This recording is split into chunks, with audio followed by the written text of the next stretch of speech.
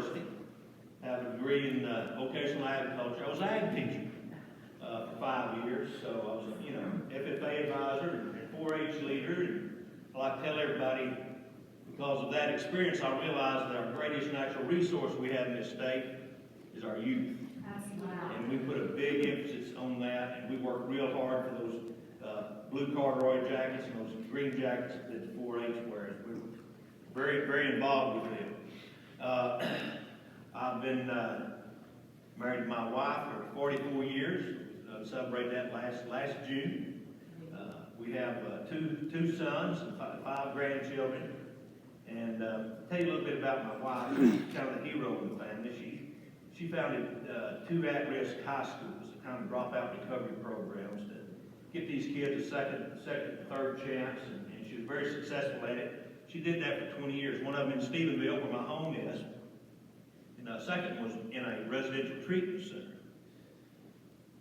Well, about 2 years ago, she retired after doing that, and she put everything she had into saving those kids, so she didn't really have any hobbies.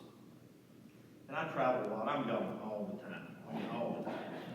So I come in one day and I said, honey, you got to do something besides listen to Rush Limbaugh and watch Fox News. Some of you are guilty of that. Unless old Rushy's gone now. She said, you're right. I need to find something to do. I'm going crazy. So I was off traveling down in Houston one day, and she called me. She said, hey, I found me a hobby. I said, good. What is it? She said, I'll tell you when you get home. I'll just show you when you get home. So a few days I got home, walked in the house. I said, okay, honey, what is it? She said, come out here in the backyard. I'll show you. So we walked out in the backyard. There it was. The most beautiful chicken coop I'd ever seen.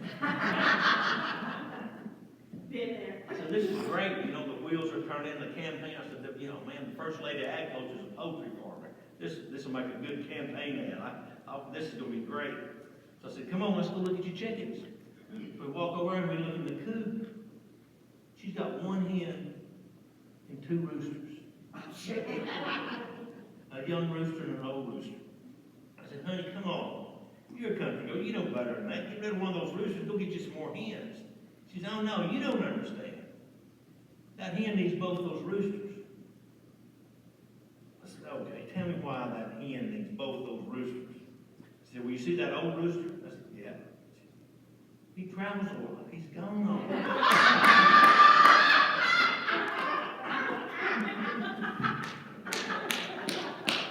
So anyway, I got the message. I usually take her with me everywhere I go now. She would have been here with me, not for sure, no joke, but somebody, of course we live out in the country, and somebody dropped off a stray puppy. So we've been, taking care of this puppy, and we got ready to leave, and I said, who's going to take care of that puppy? And she said, I guess I'll stay here to take care of the puppy. So we're trying to find a home for her, because I don't have time for a dog. I love dogs, but I don't have time for one. So anyway, she would have been there. Let me tell you, I want to tell you a little bit about the agriculture department. I don't have time to tell you everything.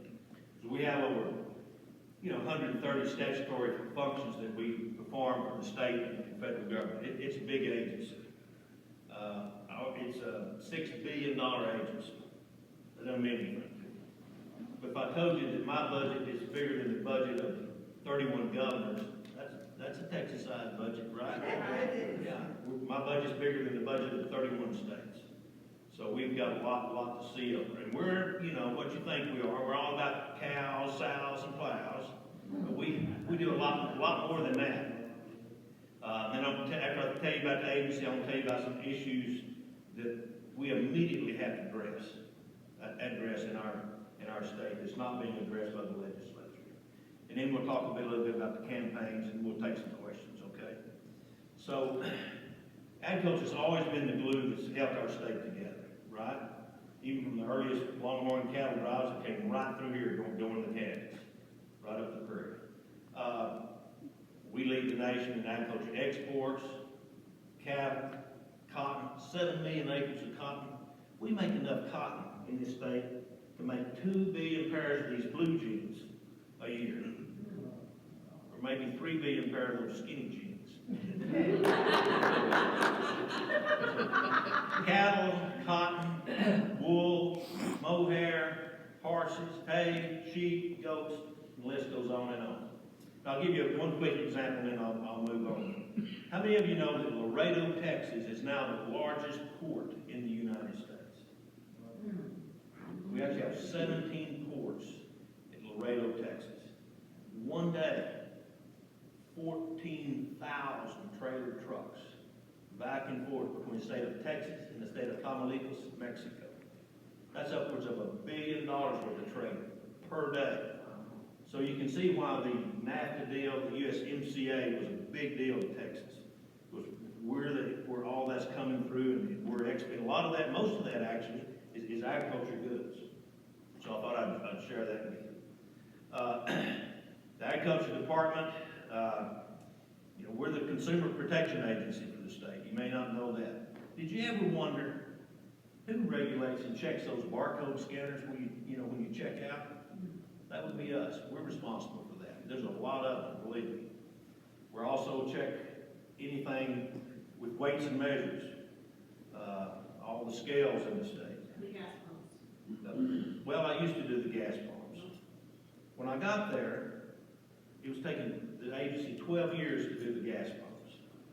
I got that changed and fixed. We were doing them every 12 months. And not only were we checking them, we had them calibrated to 0 error. Before there was a fudge factor.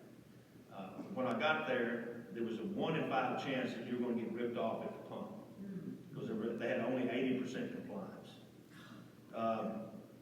We found that they were buying regular fuel and dumping it in the premium tanks and stuff like that, Southern dirty fuel, fuel mixed with diesel. It was pretty pitiful. So I reorganized that whole organization. Our inspectors ended up driving 750,000 miles less and getting 40% more inspections done per day. I eliminated 19 positions.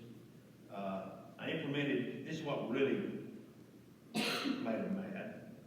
I implemented the credit card skimmer program. Anybody lose your credit card, somebody steal the information off your credit card, and you have to get a new card and compromise your account. Well, they put these skimmers inside the pumps, and every time you put your card in, it would read it. Okay, so we cracked down on that. And every time I'd find one, my people would find one, we'd alert the media, said, hey, we got a skimmers down here at the 7-Eleven on Main and First, and they'd come and put it on the news. And those convenience stores didn't really like that at all. So they went to the legislature, and actually, Greg Abbott and Dan Patrick were kind of jealous of me. They don't really like me anyway. But I had my name and phone number and email address on 400,000 fuel pumps across the state. It was a pretty good deal, I thought. But anyway, so they took that away from me and give it to another agency. And so it's basically back like it was. There's no credit card skimmer program, but we actually got to shut that down. You don't hear much of it anymore. It was a very successful program. They don't respond to dirty fuel anymore. We kept the equipment that measures the fuel pumps and all of that, waiting for the new agency to come pick it up. It's been 2 years. We sold it for scrap the other day. They never come got it. So, but it's the same, but you're in good hands. It's the same agency that regulates massage parlors. So anyway, we use it. So the scales, we go, you say, well, they have it at the grocery store and the feed store. But you don't think about, we go into every jewelry store, pawn shop, to buy and sell gold and silver. That's pretty important to have an accurate scale for those, right? We go into every mail house, weighs your mail. Pharmacies, measure out your prescriptions. Airports, go on the airport, they weigh your luggage. We're responsible for accurate measure on firewood. We have specialized inspectors that inspect ping pong balls for the Texas lottery. Yeah. There's millions of dollars right on those ping pong balls. So we're the ones that certify those. We have to do it in the vacuum. It really is special. You have to do it in the vacuum chamber. just the oil off your finger will make them heavy on one side and make a certain number turn out. So, yeah, I told you didn't know what we did. My largest function is food and nutrition. You may not know it, but I'm responsible for 5 million public school meals each day. We run all those nutrition programs, school lunch programs, school breakfast programs. We work with Meals on Wheels, area food banks, summer feeding programs, adult feeding programs, nursing homes. We're the emergency management response team in times of disaster. We feed all the people in the shelters. By the way, I also have to set up the shelters for the animals, feed those. So I told you didn't know what we did. One of the things that I did when I took over, I as an ag teacher, I really hated these mandates. Some of you guys that are running for office in the school board, you'll understand this. They send these mandates out to you to do. You don't send any money, right? And they try to tell you how to run your school system. Nothing would make me madder than some guy on the 11th floor in Austin in Bermuda shorts, penny loafers with no socks telling me how to run my ag department, right? And then I ran for the school board after that, like you. Then I go, the school board meetings, and I'd hear about all these other mandates, and I'd get even madder. And then I would go home at night, and I would sleep with the superintendent. And I'd get even more of it. So when I got there, I brought my people in, and I said, hey, how many mandates over the years have we put on our schools telling them what to do when it comes to child nutrition? Because when I got there, it was Michelle Obama just run the whole thing. And plus everything that my department had done. Instead of having healthy kids, we had healthy trash cans. That's where the food was going. And that was your taxpayer dollars. So they were so proud, they brought a stack of mandates in about that thick. I said, let me have those. So what are you going to do? I said, watch. And I did like Nancy Pelosi did the Trump speech, remember? And I just told them, I said, we're not doing any of those. Those are all repealed. I thought everybody was going to quit and run off. So I had my first press conference as Ag Commissioner. Word got out, there was about 300 people there. And I announced that my first act as the Commissioner of Agriculture in the state of Texas, I was granting amnesty to cupcakes. And we weren't going to tell those schools what they could and couldn't serve in the lunchroom. How about we leave that up to the nutritionists at the school? How about the cafeteria workers, the school board? Hey, how about we let parents have a say in what their kids eat on the local level? We're out of that business. So that's the way we do. But I was really proactive. There was a school district, Griffin Springs, that decided they got a Yankee superintendent of all things. He thought it'd be a good idea to have meatless Mondays. Really, in Texas? You gotta be kidding me. That's crazy. So anyway, so I thought we're gonna counter that. So I came up with this idea to have Farm Fresh Fridays. At least on Fridays, we were challenging each school to have at least one thing on their plate that was grown local. And have that farmer come in and have Meet the Farmer Day. Because kids don't know where their food comes from anymore. They think it comes from the grocery store and heat comes from the furnace, right? So that's the way we started. And I talked to these schools and they said, well, I said, how much local product do you buy and serve these kids fresh? None. We're buying zero local product. So last year, we got our records in. We've been doing it 5 years now. And our schools bought $65 million worth of local product. No added salt, no preservatives. It was never flash frozen. No dyes, cooked fresh. And guess what? They eat it. It doesn't go in the trash. So we pretty much turned that program. We have about 70% of our schools participating in our program voluntarily. No one's making them do it. They're doing it because the parents demand that their kids eat good food. And it's a twofer. Not only the kids eating good food, but our farmers have got a good local market. So anyway, I don't know how I got off on that. Somebody brought that up. So we have a marketing program, kind of a chamber of commerce for the state. It's been around 20 years. I didn't come up with it, but it's a good program. It's called the Go Texan program. you go into H-E-B or Kroger's, you'll see the state of Texas with a circle around it. That's our trademark. Some heads are bobbing up and down. Some of y'all have seen that.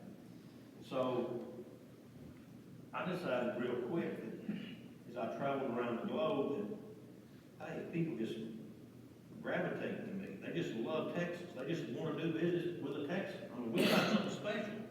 I mean, it's our family heritage. It's our little swagger in our walk or what it is, but they just love, you know, our Western lifestyle and everything about Texas is just romantic. It's easy. Just show up. You got a customer. So I brought my staff and I said, you know, this Go Texas program works real good here in Texas, but we really ought to be marketing around the nation, but not only around the nation, we can market around the globe. I said, we can sell a lot of stuff just because of who we are. So I launched a global outreach initiative. So the first 12 months that I was in office, myself and one of my assistant commissioners, we were on every continent on the globe marketing Texas products. And it took off like wildfire. It was so good that when we had the trade war with China and all the states' exports started piling up, we had to pile up corn and soybeans on the ground and we couldn't get anything out. There was one state where the exports went up, and that was Texas. It's because we had those people out there finding those new markets, and it, you know, really never set us back. So anyway, it's been really good. I even have an office now in Argentina. Central and South America has just been phenomenal. They've been trying to upgrade their livestock for years, and they didn't have any help. So we stepped in there. We're shipping them bulls, breeding stock, embryos, semen, and it's just been phenomenal. I had to open up a new livestock export facility in Houston at the airport that take care of all the exports that we're doing. We're shipping bulls to Vietnam, Indonesia, Central and South America, you name it. It's been good. You know, I kind of run this thing, this $6 billion agency like a Fortune 500 company. I think of myself as the CEO of a Fortune 500 company. So in this marketing, I try to think outside the box, kind of like a businessman. So we have a weekly radio program where we promote. I have a daily market report. Probably get it up here. Just 1 minute, just a closing market report. The farmers like that. They know what the markets are that day. I have a TV show. We're fixing to record our 5th season. It's on the Rural Channel, RFD TV, some heads bobbing up down. You've seen it's called Texas Agriculture Matters. It was on Tuesday nights at 6. And it re-airs on Friday mornings at 6 a.m. RFD TV. It's called Texas Agriculture Matters. And it's kind of like Bob Phillips' Country Reporter. We go around the state, we showcase different Texas businesses and how it's made in Texas. And I do an in-studio interview. So if you get a chance to watch it, you might take it. I think you'll enjoy it. So we do that, and then one of the strangest things that we do, we have a lot of people that their market, we have 1,600 of these Go Texas members. When I got there, we had 300. So we've grown that. And it's basically originally set up to help an entrepreneur get their product marketed. A mom and pop, or entrepreneur, or startup, we'd show them how to get it in H-E-B or Kroger's or sell it on Amazon, and that's what it was originally for. So this particular one, we have a certain group that their target audience are the NASCAR people, that make beef jerky or Slim Jims or craft beer or something like that. So I thought it'd be cool if we had our own NASCAR team. So I found this guy. He's in San Marcos. He has a NASCAR team, but it's very expensive to sponsor one of those cars. I mean, you wouldn't believe what it costs. So I went to him. I said, "Hey, I want you to join the Go Texan and pay us to be a Go Texan member." He said, "Why would I do that?" I said, "Look, because I've got 1,600 Go Texan members that will sponsor your car. None of them can sponsor the whole thing, but a lot of them will buy your fender, your hood, your tailgate, your quarter panel, a door." He said, "That's a great idea." And so we've been doing that for about 4 years, and they love it, and it works good.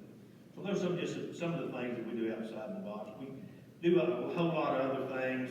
We do all the pesticides, both ag pesticides, structural pesticides that come in, your home's business. When I got there, we were licensing convicted felons and letting them come in your business in your home.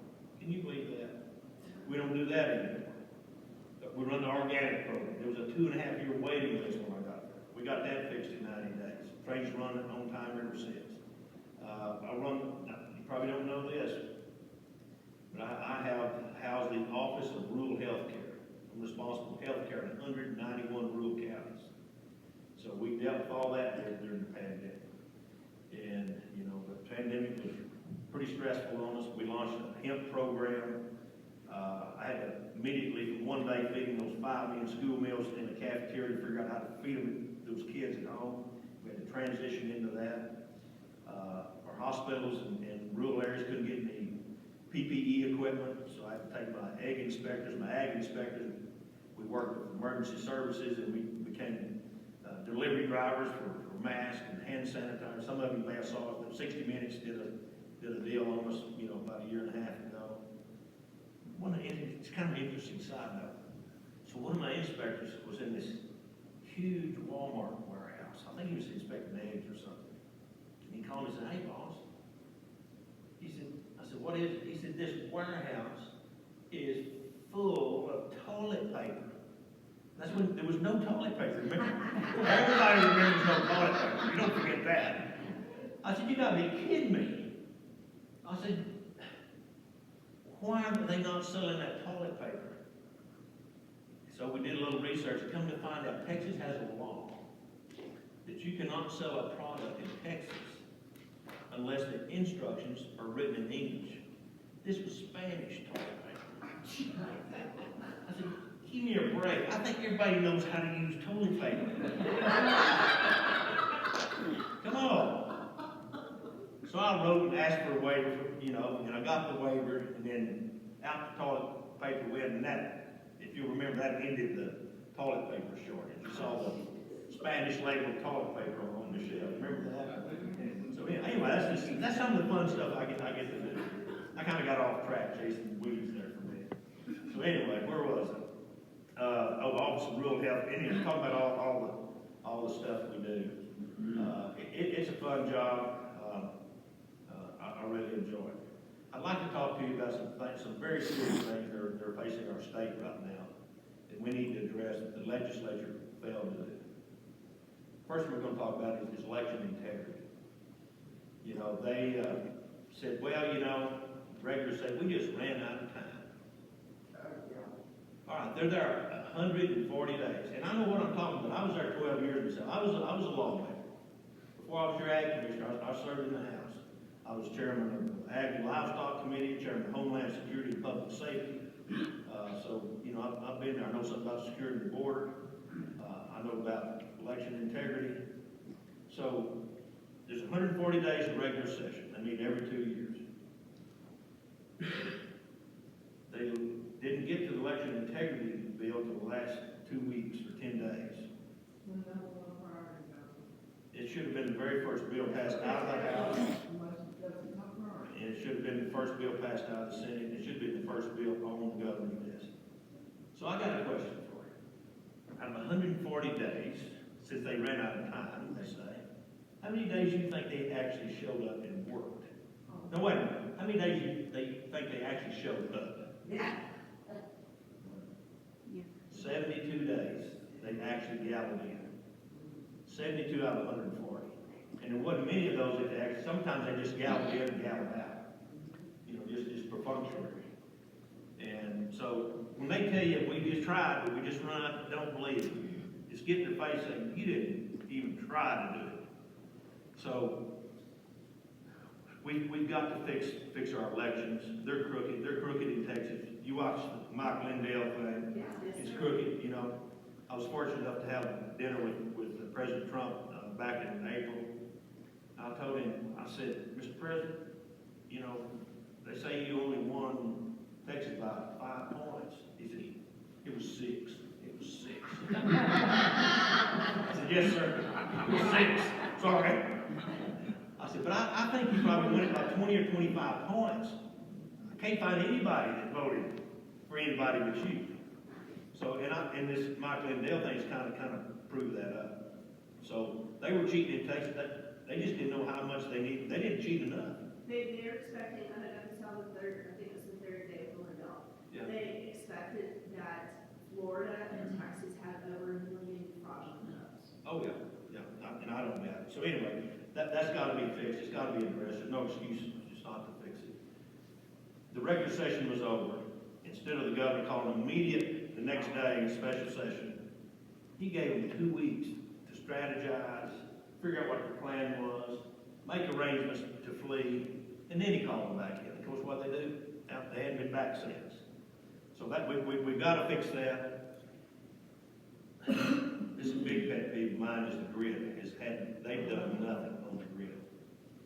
You know, I saw that mess coming, and I wrote a letter to the governor. I said, Governor, let me tell you, I'm requesting that you move all the agriculture processors up on the priority list.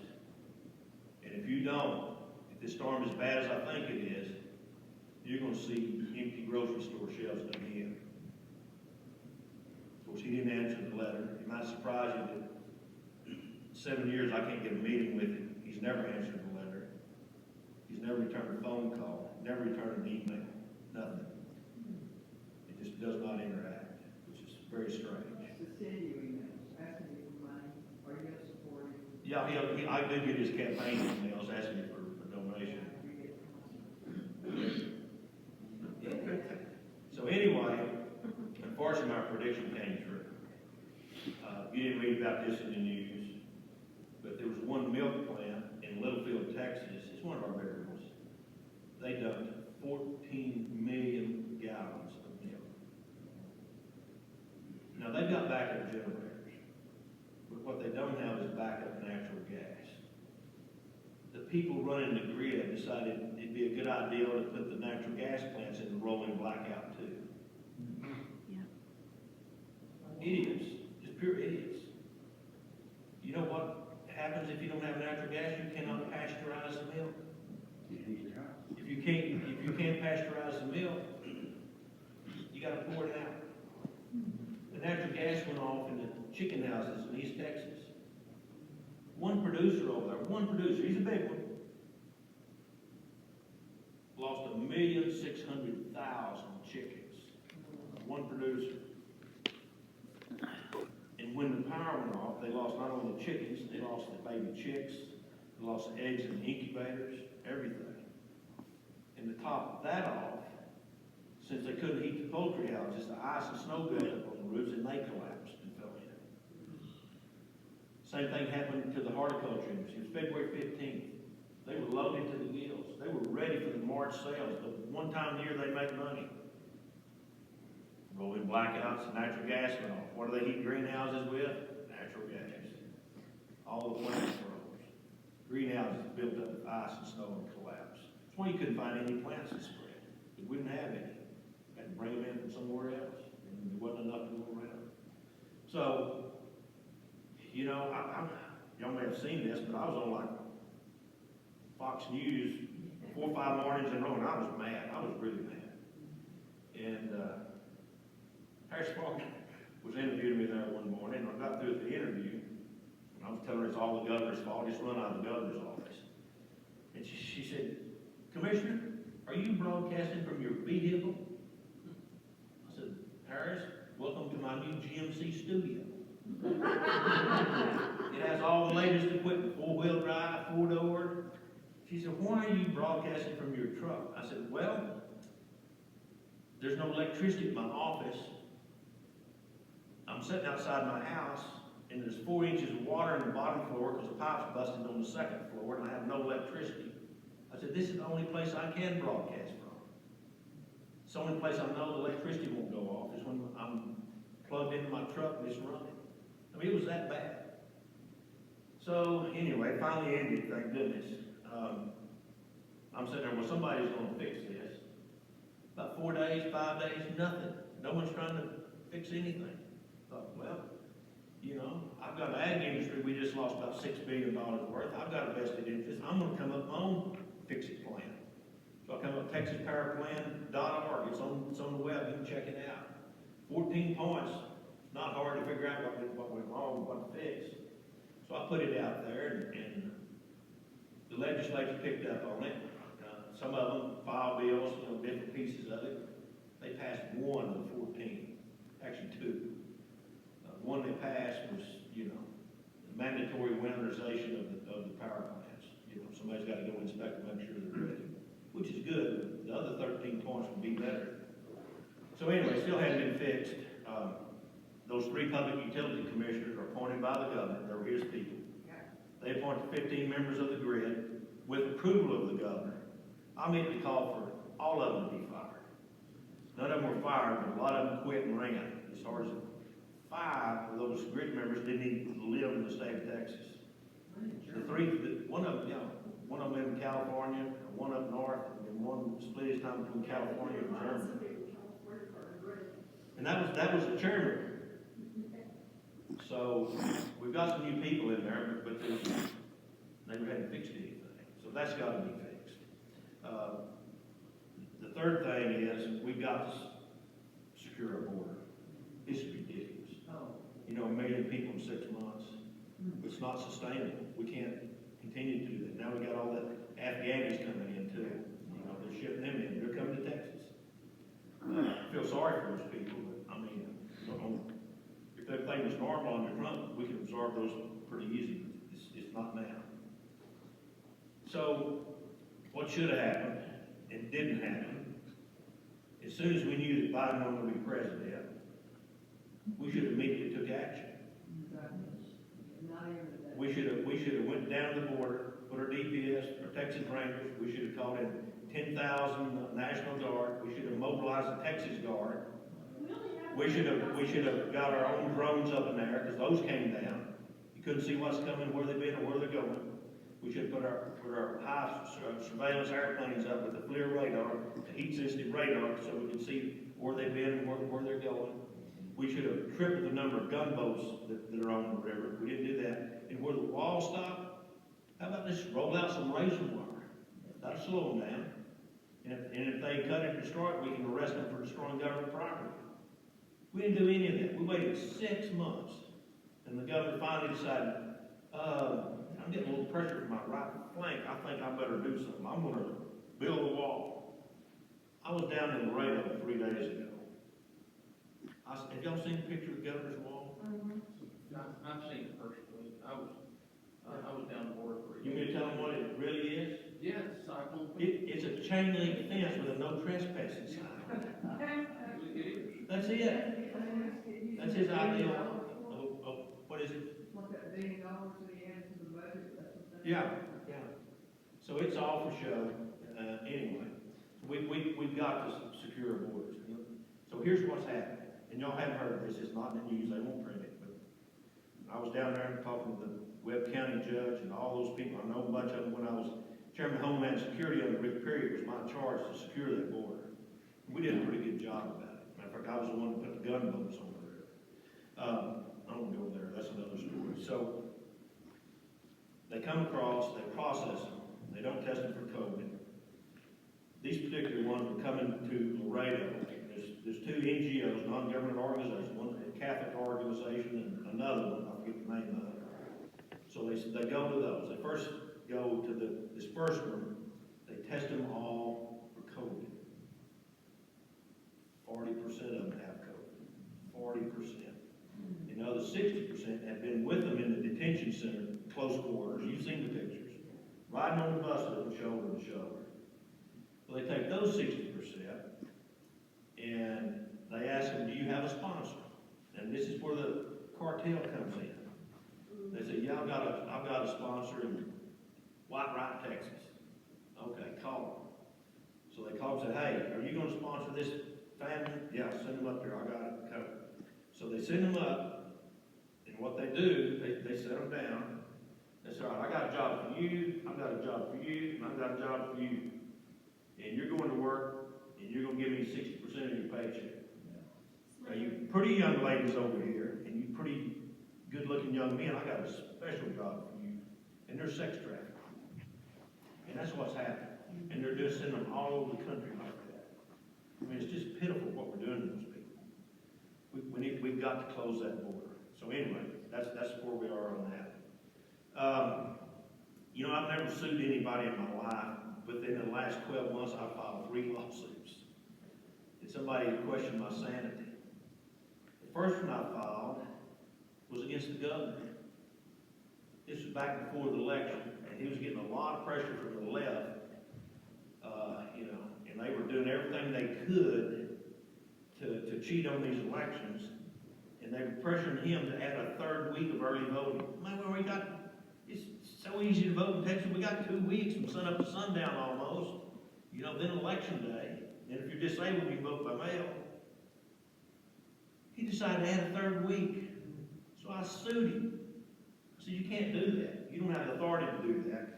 Anyway, they slow rolled me, and the judge finally said, we're going to have a hearing, but it's so close to the election, I'm throwing it out. I didn't lose, but I didn't win.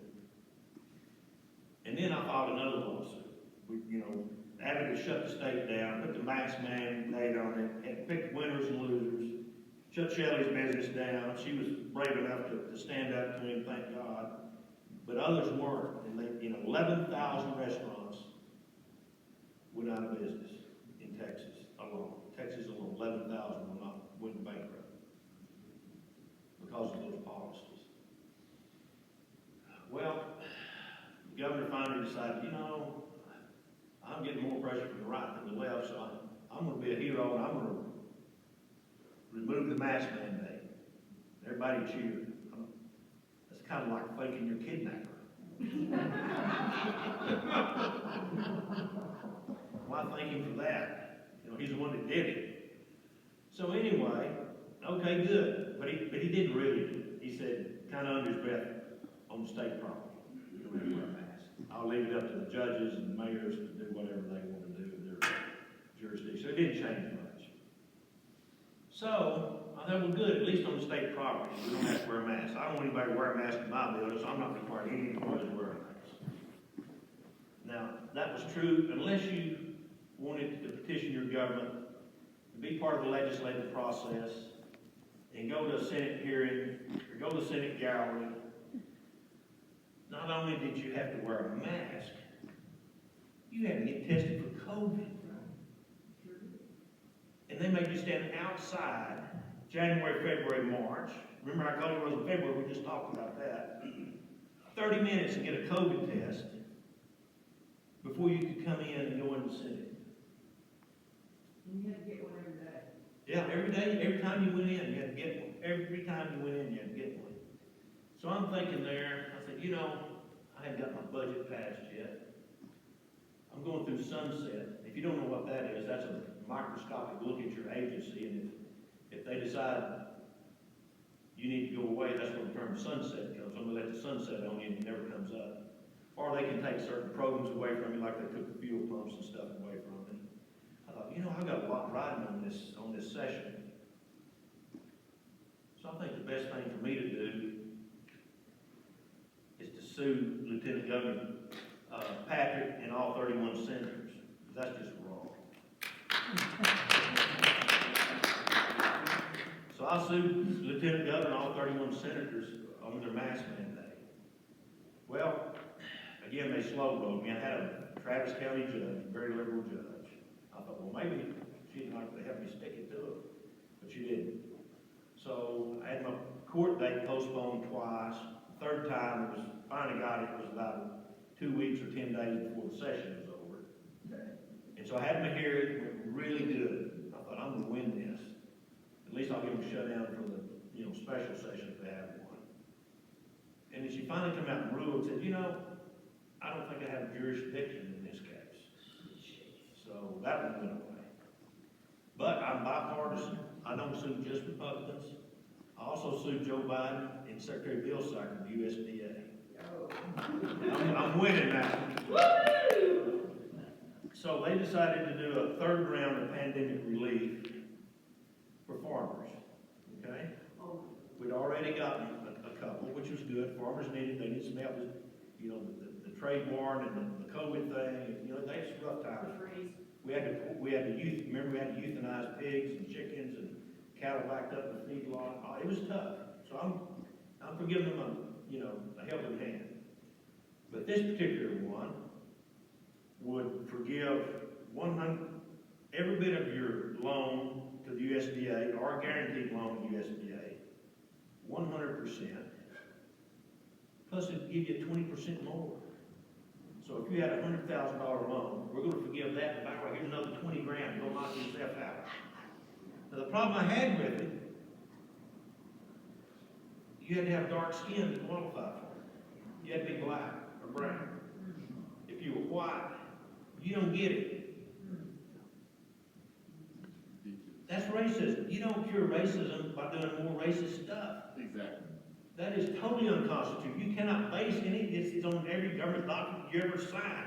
You know, we do not discriminate for race, color, creed, sex, blah, blah, blah, blah. Right?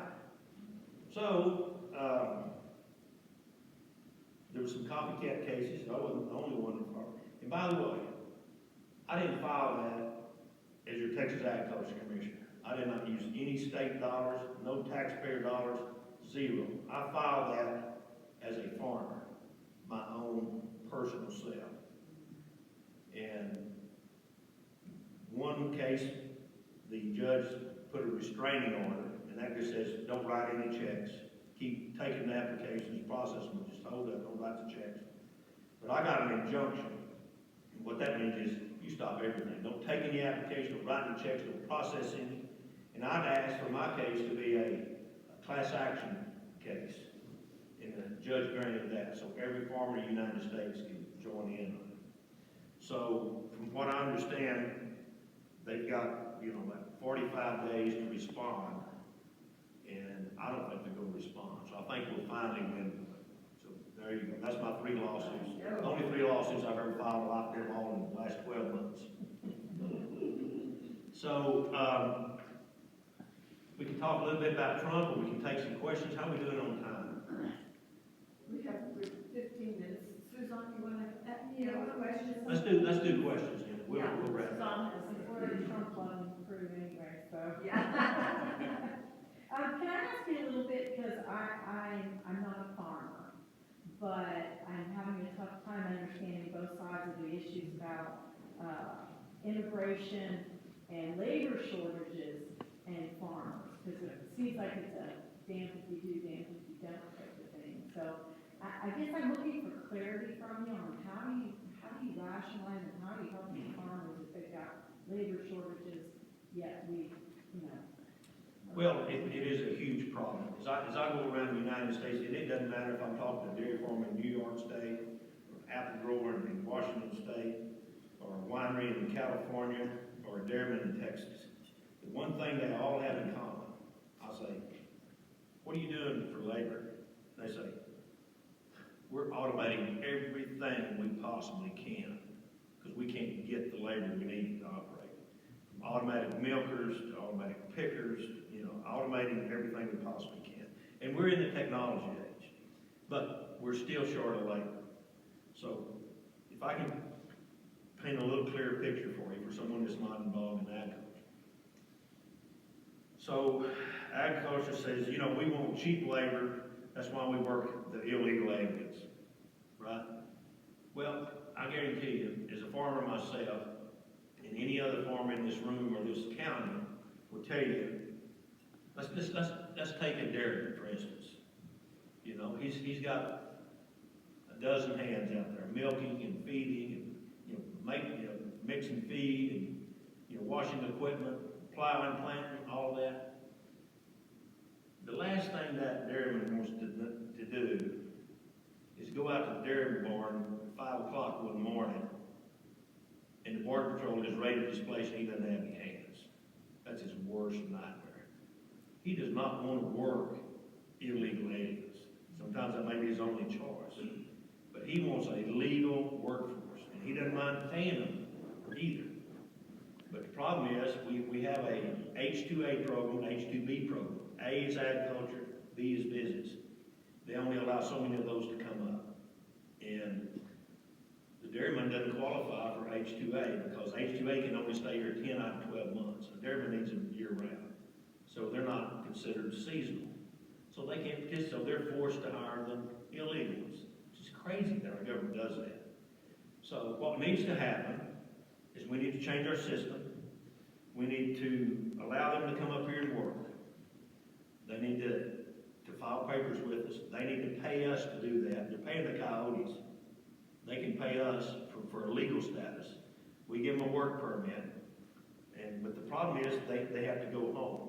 And what happens, they come up here under H2 or H2B, and then they slip off the shadows. And then that slot, we can't refill it. I mean, it's counted against them. So they're off working in construction or something. But what I would do, I would have them, make sure that they're, background checks, they're not criminals, they're not going to be burdens to society. They come up here and they go to work for the dairy, and in each check we hold out 20%. Whatever, I guess, the economic people can figure out what that is. And at the end of their contract, if they go back, fulfill their obligations, it's totally refunded. Now they have an incentive to obey the law. Right now they have no incentive to obey the law. Next year they come, maybe we reduce it to 15%. But that's a lot of money over a year's time. Next year, maybe if they're good, if they prove themselves, maybe we drop it to 10, and finally kind of reward the good actors. That would work. And I've been trying to get somebody to do that for the last 10 years. Like, it keeps falling on deaf ears. Next question. Let's hear your opinion on climate change, and what is that having an actual impact in Texas on agriculture? I don't buy into the climate change. I mean, I do buy, there is climate change, but we're not creating it. We've had climate change ever since we've had a planet. We've gone from the ice age to, everything else, to a flood. The problem is, at one point, we can make a little difference in the environment, but we've done so much, to move the needle that far, we have to spend this much. It's just not economically feasible anymore to do that. You just can't do that. I mean, we push the needle as far as we can economically, and so we're there. There's not much left to do, in my opinion. Are your farmers, your constituents, actually believe in climate change? Not many of them, and, we get beat up. I'll give you an example. We get beat up for using GMOs and Roundup and stuff like that. Let me tell you the other side of that. And the environmental issue is a conservative issue. I mean, we've let that be taken from us. So I'll give you an example. Through GMOs and genetically modified crops, okay? It gets a real bad rap. I mean, Frankenfood and all that. So here's what happens. Because we have those Roundup-resistant corn and soybeans and things like that, we can now do no-till or minimum till, right? Because we can spray right over the crop and kill the weeds. Through that, conventional tillage, it takes 5 gallons of diesel per acre. No-till, minimum till, we've reduced that to 1 gallon per acre. We've reduced our fossil fuels 80%. No one tells that story. 80% reduction in fossil fuels. We've reduced our commercial fertilizer 40%. That's not running off in the rivers anymore. We've reduced our pesticides 60%. When you turn over the soil in conventional tillage, we don't do that in minimum till. You release hydrocarbons into the air. We're trapping hydrocarbons. When you turn the soil over in conventional farming, you kill the microbes. We're not doing that anymore. I mean, it's great, but we still we don't tell that story. So anyway, next question. One of the party planks, I was looking for RPT party planks that apply to your area.